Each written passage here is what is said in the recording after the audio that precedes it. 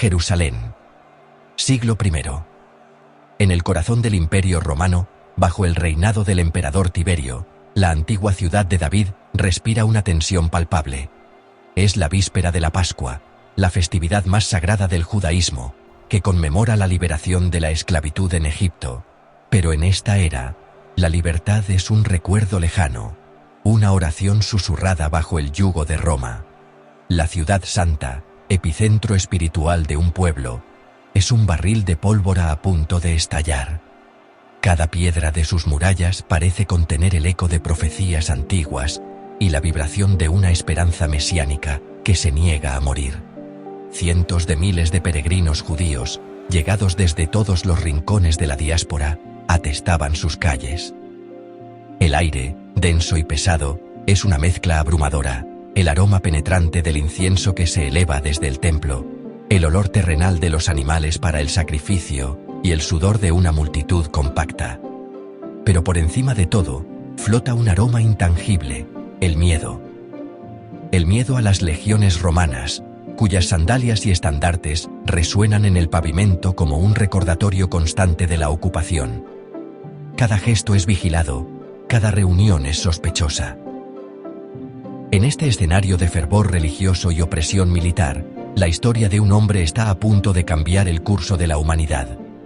Para contar su historia, debemos primero nombrarlo.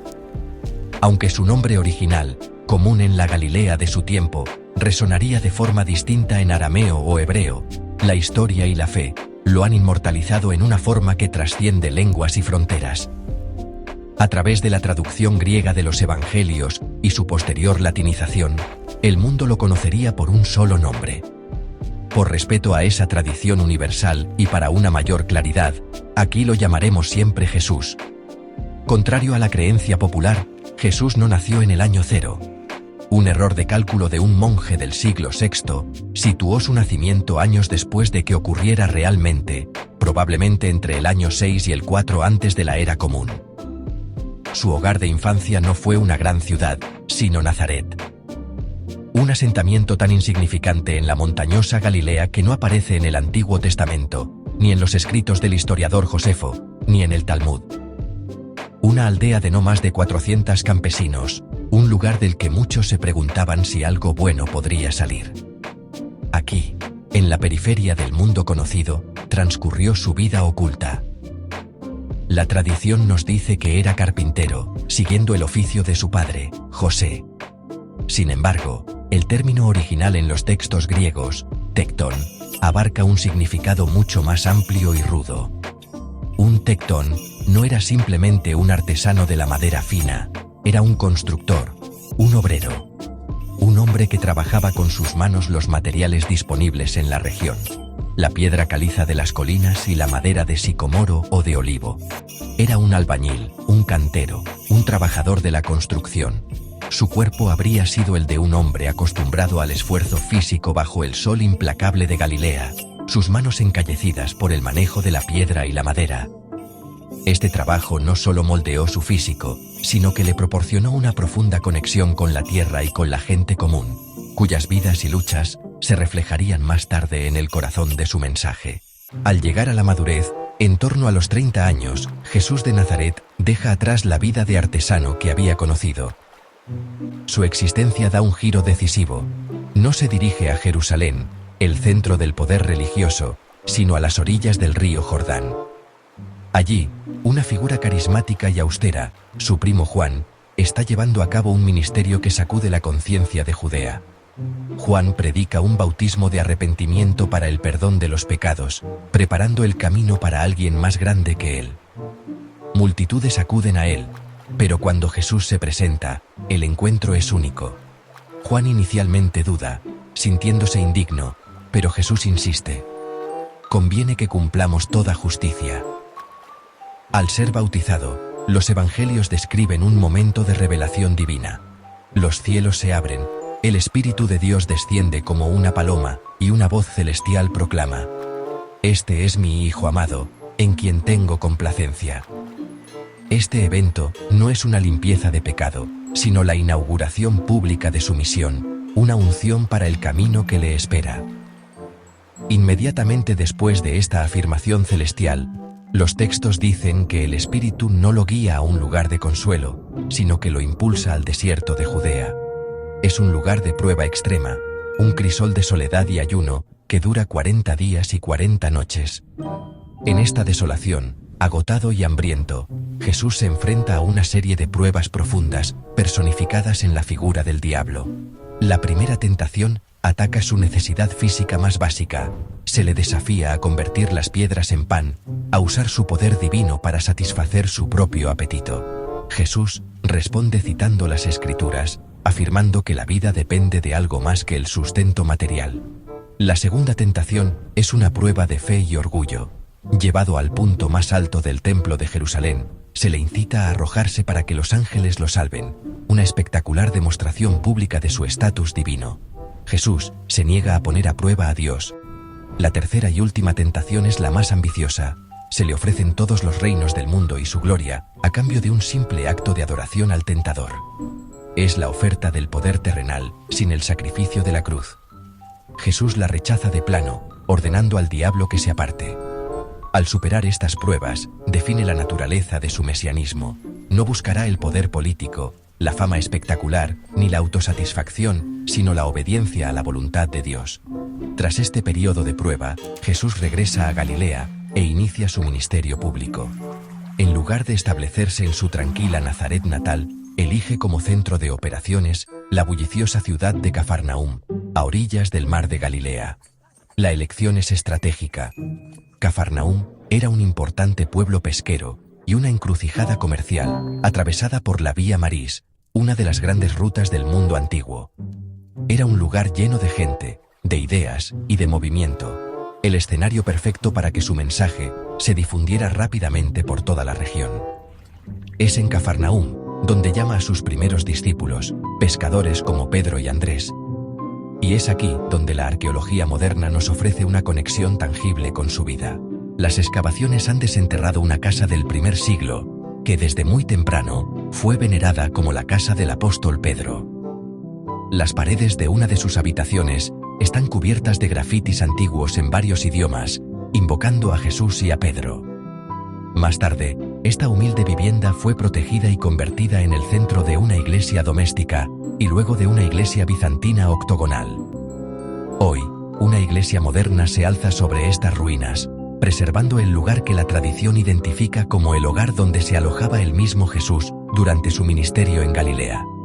Es aquí, en Cafarnaúm y sus alrededores, donde su fama estalla a través de los milagros. Estos actos no son meras demostraciones de poder, sino signos que revelan la naturaleza del reino de Dios que él anuncia. Un reino donde la enfermedad, el hambre y hasta la muerte son vencidos. Alimenta a miles con unos pocos panes y peces, calma tempestades, expulsa demonios y sana a los enfermos. Las multitudes lo siguen, asombradas por su autoridad y compasión. Pero algunos de estos actos de sanación resultan profundamente incómodos para las sensibilidades modernas y probablemente también para las antiguas. En al menos 2 ocasiones, los evangelios registran que utilizó su propia saliva para curar cegueras. En una de ellas, mezcla la saliva con polvo del suelo para crear un barro que aplica a los ojos de un ciego de nacimiento. Este método, que nos puede parecer extraño o antihigiénico, se enmarca en un contexto donde la saliva era a veces considerada un agente con propiedades curativas en la medicina popular. Sin embargo, el acto de Jesús va más allá de la costumbre. Es un gesto de una intimidad y una fisicalidad impactantes que rompe las barreras de la pureza y la distancia. Demuestra que no teme el contacto con la imperfección humana para traer sanidad. Otro milagro revela la desesperación y la fe que provocaba. Una mujer que padecía hemorragias durante 12 años, una condición que la hacía ritualmente impura y la aislaba social y religiosamente, se abre paso entre la multitud. Había gastado todo su dinero en médicos sin resultado. No se atreve a hablarle directamente, pero cree que con solo tocar el borde de su manto será sanada. Extiende su mano y roza el canaf, los flecos ceremoniales que colgaban de las 4 esquinas del manto de un hombre judío piadoso, en cumplimiento de la ley de Moisés. En ese instante, siente que la hemorragia se detiene. Jesús, sintiendo que un poder ha salido de él, se detiene y pregunta quién lo ha tocado. La mujer, temerosa, confiesa. Lejos de reprenderla por su acto impuro, Jesús la consuela. Hija, tu fe te ha salvado. Este gesto conectaba con una antigua profecía del profeta Malaquías que decía que el Mesías traería sanidad en sus alas, una palabra que en hebreo también puede significar bordes o esquinas de una prenda. Para aquellos que conocían las Escrituras, el mensaje era claro. La profecía se estaba cumpliendo en la persona de Jesús. A medida que su fama se extendía por Galilea, cada milagro, cada curación y cada palabra de autoridad atraían a multitudes cada vez más grandes. La gente, oprimida por Roma y anhelando un libertador, veía en él la encarnación de sus esperanzas. Para ellos, este poder era la señal inequívoca del Mesías prometido, un rey guerrero que los guiaría a la victoria. Lo lógico, lo esperado, habría sido que Jesús aprovechara ese fervor popular, que se pusiera al frente de la revuelta y gritara su identidad a los cuatro vientos. Sin embargo, hizo exactamente lo contrario. Tras sanar a los enfermos, les ordenaba guardar silencio. A los espíritus que lo reconocían, los acallaba con severidad.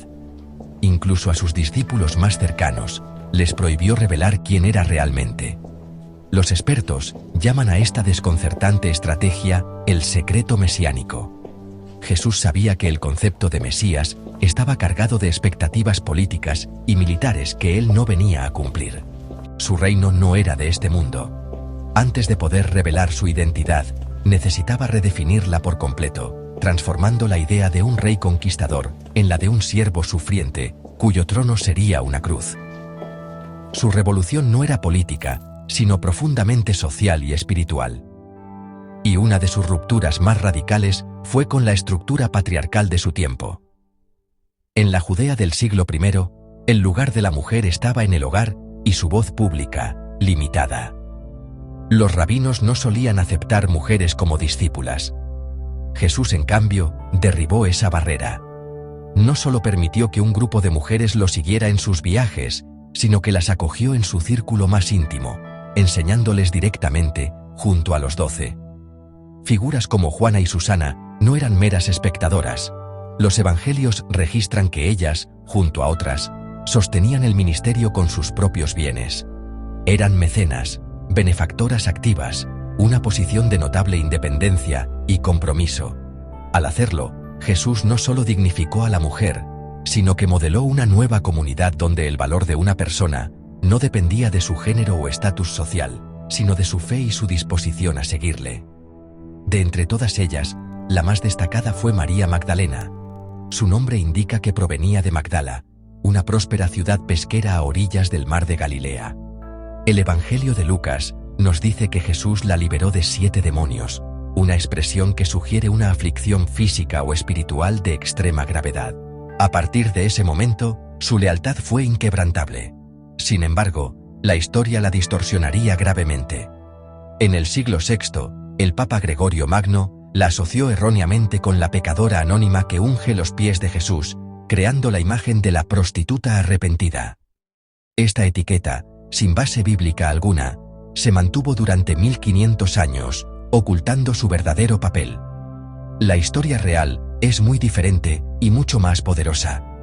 María Magdalena no fue una pecadora sexual, sino una discípula fiel, una testigo valiente que estuvo al pie de la cruz cuando casi todos los hombres habían huido, y, crucialmente, la primera persona a la que Jesús se apareció tras su resurrección, convirtiéndola en la apóstol de los apóstoles.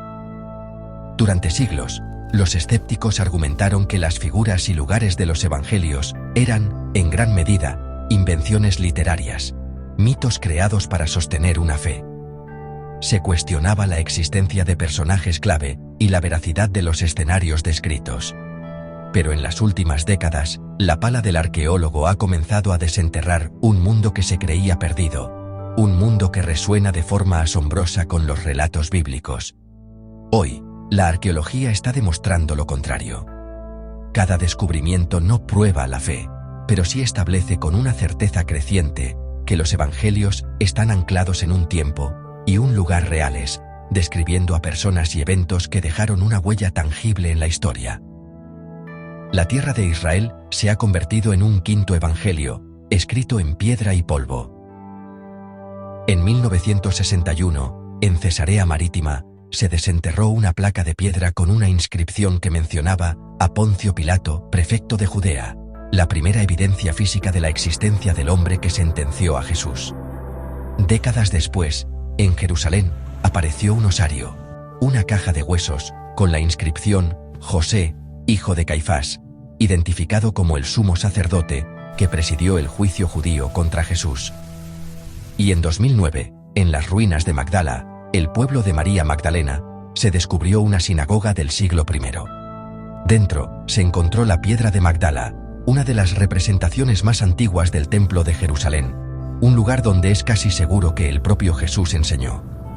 Estos objetos no son reliquias de fe, sino artefactos históricos que conectan la narrativa de los evangelios con el suelo firme de la realidad. La ejecución de Jesús no tuvo nada del romanticismo del arte renacentista. Fue terrorismo de Estado por parte de Roma. Aún en la asfixia, pidió perdón por sus verdugos. Padre, perdónalos, porque no saben lo que hacen. Al tercer día, un grupo de mujeres encabezado por María Magdalena descubrió lo inimaginable. La tumba había sido abierta. Durante 40 días, Jesús resucitado interactuó con cientos de personas. Finalmente, ascendió físicamente al cielo desde el Monte de los Olivos, prometiendo regresar. El Tectón de Nazaret. La vida de Jesús partió la historia humana en dos para siempre.